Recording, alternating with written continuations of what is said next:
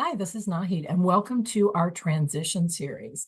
The reason I'm doing this is because for the past while now, it's felt like the job market has been mushy to me. And what I mean by mushy is a lot of the clients that I've been talking to in organizations have been talking about rifts, upcoming rifts, how they're going to deal with rifts, how they're going to lay people off, how they're going to strategize to change things around in the company. So that started happening about a year or two ago. And then also, what I've noticed is I've been getting more clients who are in transition. And the clients that I've been getting who are in transition, oftentimes they've been working really, really hard to get a job, and they're noticing a lot less responsiveness than they've gotten in the past.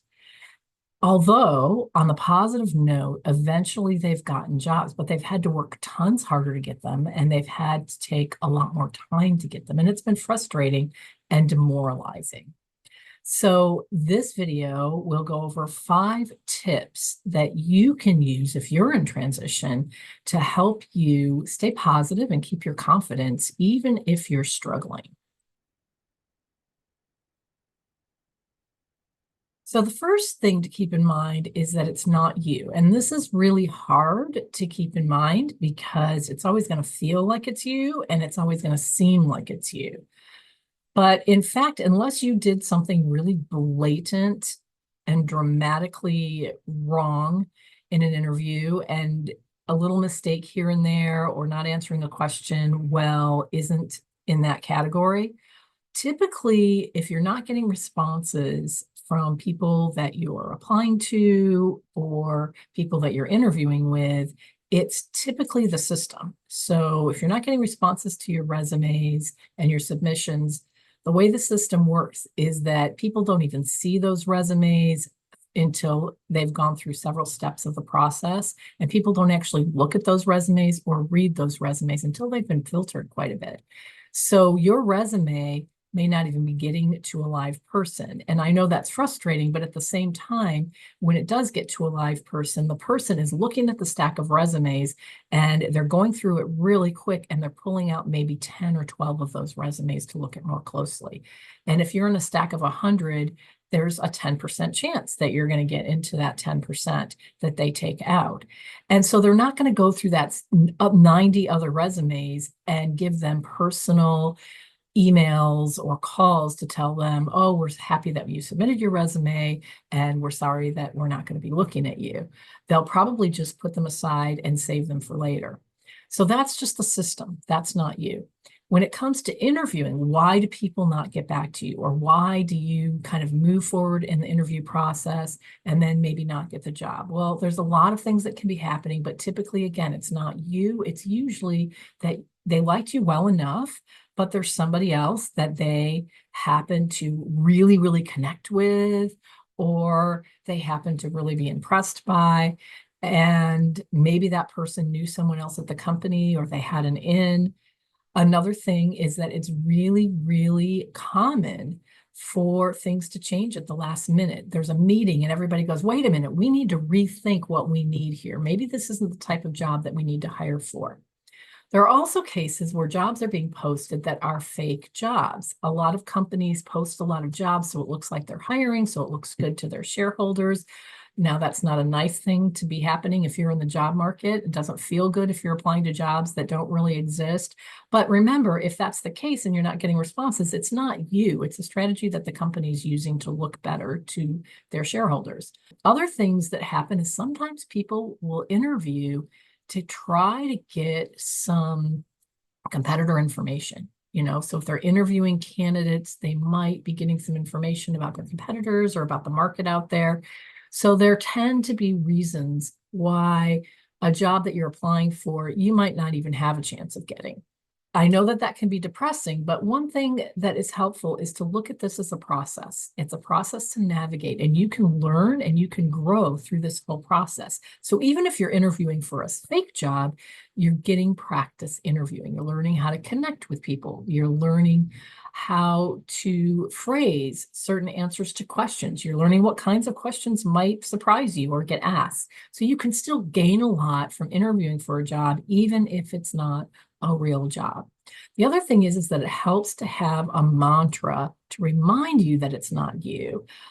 An example of a mantra is, I'm learning and growing through this no matter what, or any company would be lucky to have me. I know this to be a fact, and they're going to discover it eventually. So eventually I'm going to get connected to the right company.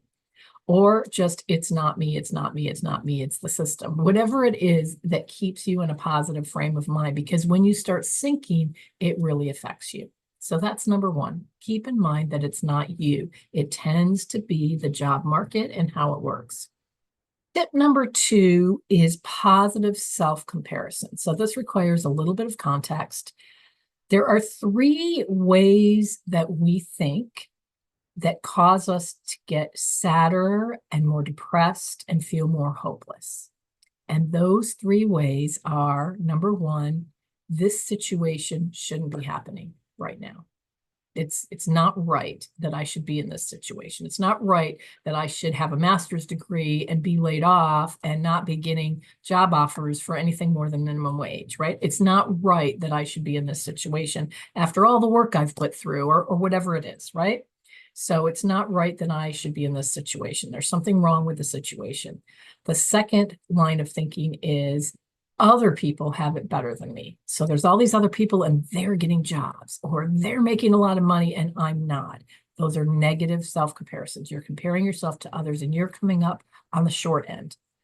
And then the third way of thinking is, and I can't do anything about it. So this shouldn't be happening. Other people have it better and I can't do anything about it. Those three ways of thinking are going to spiral you down.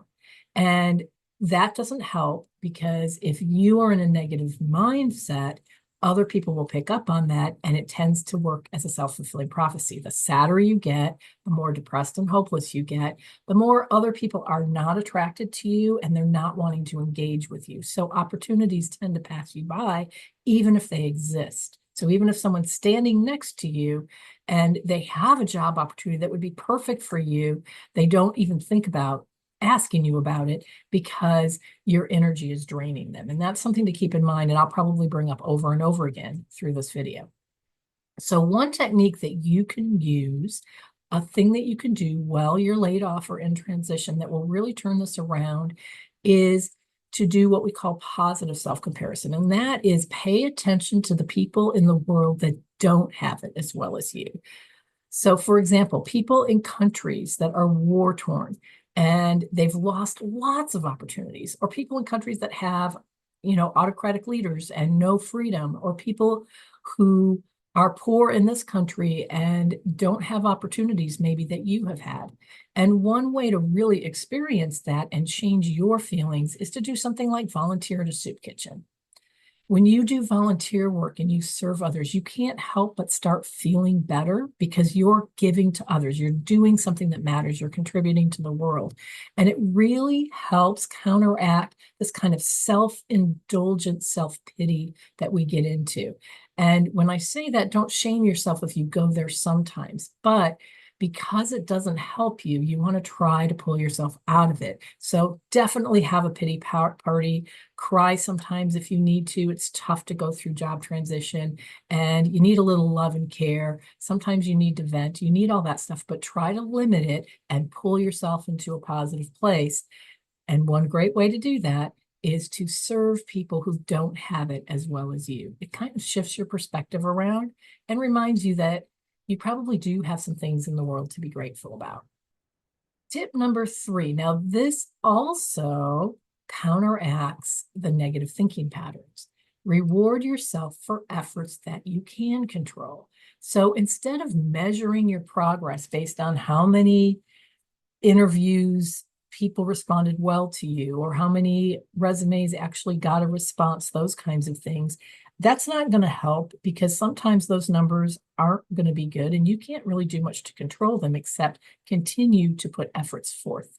When you think about how well you're doing in your job search, one way to think about it is, how many conversations have I had? How many job openings have I responded to? How many letters have I written? How many people have I talked to?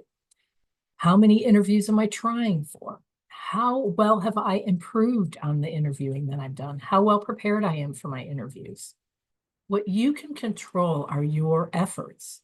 So write a list of the different things that you can do every day that move you forward in your job search. And even if you're not seeing a lot of results from them, they still are actions, and you can always learn from your actions if you keep taking action. I think Tony Robbins once said, there's only three things responsible for massive success. And that is number one, knowing what you want. Number two, taking massive action. And number three, running into a little bit of luck. Everybody gets lucky sometimes. And so if you keep taking action, eventually some of those actions are going to yield results, surprisingly. And a lot of those actions won't yield results. But as you do the actions over and over again, you'll be practicing them and you'll be getting better and better at them. Tip number 4, connections are everything. So one thing to keep in mind is a lot of us look at job transition as applying for existing jobs. And actually, if you're just applying for existing jobs, you're probably selling yourself short because you're in a situation where you're competing with hundreds of other people. And there is another way to get into the pipeline sooner. So think about this. If you're a hiring manager, there's a long period of time between when you first perceive that you might be needing some help to when you actually make that decision that you might list a job. And a lot of things happen in that time period. One is you start thinking that you might need some help, and you start thinking about what kind of help is available to you. And the first thing you're going to think of is, who do I know who could help me with this? So think about this. If you already know someone who ultimately finds themselves in a situation where they need help, they're going to think about you before they even list the job. And that's the idea of having a good network. Now, it takes time to build a network. And a lot of times people will network, and they'll network with a short-term mindset. So they'll go to networking events and they'll think, how many job leads did I get? And everybody's at a networking event because they want to get exposure for something. And most people don't go to networking events because they want to be assaulted by people who need things from them, like jobs or job referrals. So don't think about networking as a short-term effort, but think about it in terms of yielding long-term rewards. And it can also help you in the short term as well. The thing that's important about networking is the key is building real relationships, authentic relationships, relationships with people that you actually like and enjoy talking to and getting to know. You only really have to have maybe 3 or 4 conversations with someone before you start building kind of a professional relationship that could get you a referral at some time. So it actually doesn't take a long time to build a kind of network that could get you a job lead. So even if you're thinking, hey, I need a job next week, I can't waste my time networking, I would say it's worth laying that groundwork, because it may be that you have to take a job that you don't really want if you're in that kind of a dire situation, and you may be looking for another job again next year. If that's the case, take the year to build the network and never stop building the network. Our last tip here is pay attention to your story. And what I mean by that is pay attention to the story that you're telling yourself in your mind. We always tell ourselves stories in our mind to explain everything that's going on around us. And those stories reflect our beliefs about ourselves, about the world, everything. So this is why this happened. This is why this happened. What's going to happen, especially if you're struggling in a mushy job market, looking for a job, is it's going to be really easy to hear yourself say, there's something wrong with me. Why didn't I get this job? It was a perfect fit. I should have gotten it. If you start going down the there's something wrong with me path, you're going to be going down into that negative energy realm. And the problem is that our stories tend to be self-fulfilling prophecies. So again, if you're starting to feel like there's something wrong with you, what's going to happen is your attention's going to turn inward. You're going to be trying to figure out what's wrong with you. You're going to be focused on yourself. And when you interact with others, they're not going to be interested in that. Your energy is going to bring them down. It's going to feel negative to them. And so they're not necessarily going to want to be connected to you. On the other hand, if you're telling yourself a story, it's a tough market, but I'll find something eventually. And you keep your attention focused outward towards other people. You show genuine interest in other people instead of focusing on yourself. You ask people questions. You get interested in their stories. You get interested in why it is that maybe they're in the situation they're in the company they're in, and what kind of help they need, what goals they have, that type of thing. Then people are going to be more attracted to your energy. In fact, recently, I had two situations where I coached people who had been out of work for a long time. They had been interviewing, so they'd been getting good job not offers, but offers to interview, but they weren't making it past the interview process. And they'd had tons of interviews, both of them. And so in both cases, what we worked on is changing their energy in interviews. In both cases, what ended up happening is that they were very focused on themselves in the interview. They were focused on selling themselves and sounding professional and, saying this about themselves and that about themselves. And that makes sense. A lot of people are going to prep for interviews. Your interview is all about selling yourself. But what we shifted is their energy in the interview. I told them to go in and focus on the interviewer, have compassion for the interviewer, realize that the interviewer is trying to make a decision to solve a problem. Get curious about that interviewer's problem. Get curious about what that viewer has in mind for the future of his or her team and what it is that they really, really want to solve, and show true attention and curiosity about that. Get them talking. They made that little shift in their energy in their interviews, and both of them got job offers within a few weeks after doing that, making that shift. So your story tends to be a self-fulfilling prophecy. If it's a self-indulgent story about how there's something wrong with you, or this is all about you, then you're going to be coming across that way to others, and others aren't going to be that interested in you. But if you're confident and you're not thinking about yourself and you're focusing on others, then other people are going to be more attracted to you, more interested in you. And that, in fact, leads to more job offers or moving to the next stage in the interviewing process. So one thing to know is that all of these tips are just tips. And I'm planning on doing more videos that go in depth into, for example, a pipeline interviewing strategy so that you can really strategically network and make those good relationships so that you are the first one to be thought of before the job is even written. I'll also be doing more in-depth videos about your story and some other transition strategies. So subscribe to the channel if you're not already subscribed, and we'll talk to you next time.